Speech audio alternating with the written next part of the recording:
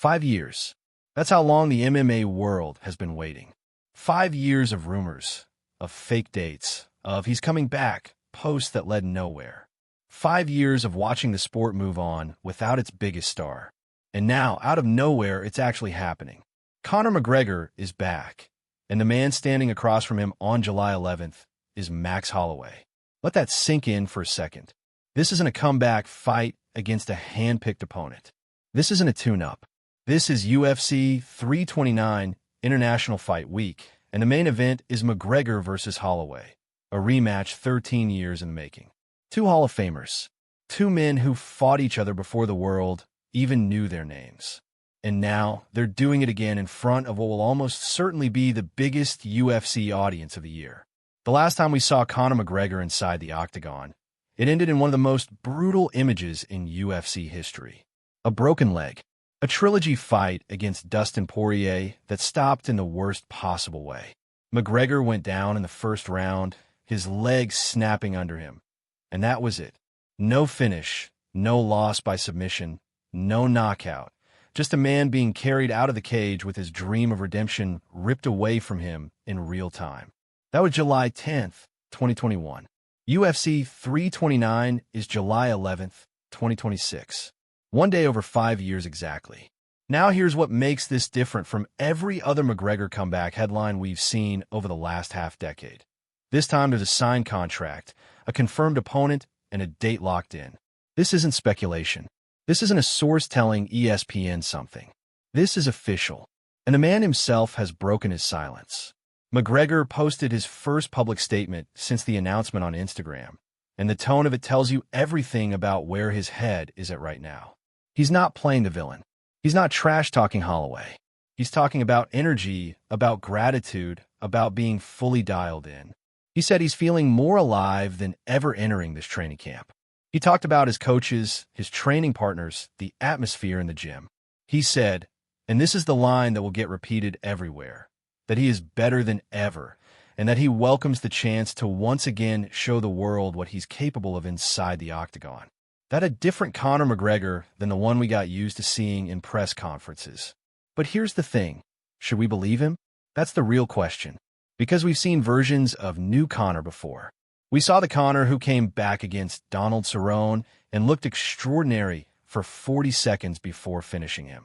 We saw the Conor who looked off against Poirier in their rematch, getting finished in the second round. And we saw the version who broke his leg before we ever got a real answer about where he actually stood in the modern lightweight division. 5 years is a long time. The sport does not stop. The guys who were contenders when McGregor last fought are now former champions.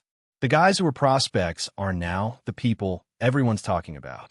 The entire landscape has shifted underneath him. And yet, Max Holloway is not some unknown quantity. Max Holloway is a legend. He's coming off one of the greatest finishes in UFC history.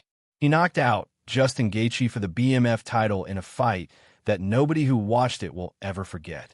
He's at the absolute peak of his abilities right now, operating at a level of volume and timing that is genuinely hard to prepare for.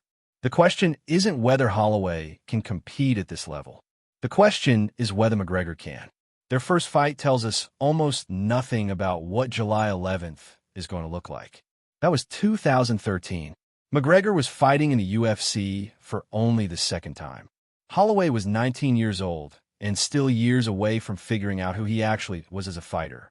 McGregor won by unanimous decision, but both men would tell you they were completely different fighters back then. This is effectively a first-time matchup between the men they've become. Here's another detail worth paying attention to. Holloway already knew this fight was happening before it went public. He confirmed on his Twitch stream that he and his team had known about this fight for a while. He kept it quiet. He stayed ready. He said he can finally eat what he wants because this fight is at welterweight 170, not lightweight. And then he joked about missing weight, which tells you he's loose, he's comfortable, and he is not intimidated by the moment. That's a dangerous man. The co-main event gives the card legitimate depth even without the McGregor name attached. Benoit St. Denis and Paddy Pimblett are fighting in a lightweight bout that has been building for months. Two of the most entertaining fighters in the division who both love to finish fights and never seem to be in a boring one. Add Robert Whittaker, a former middleweight champion who is still elite, Corey Sandhagen, who is perpetually one win away from a title shot at bantamweight, and Gable Steveson, the Olympic gold medalist making his professional MMA debut, and you have a card that would headline almost any other pay-per-view on its own. But everything circles back to the main event. Because here's the truth about Conor McGregor that nobody wants to say out loud. Regardless of what happens July 11th, this is one of the most significant sporting events of the year. Not just in MMA, across sports.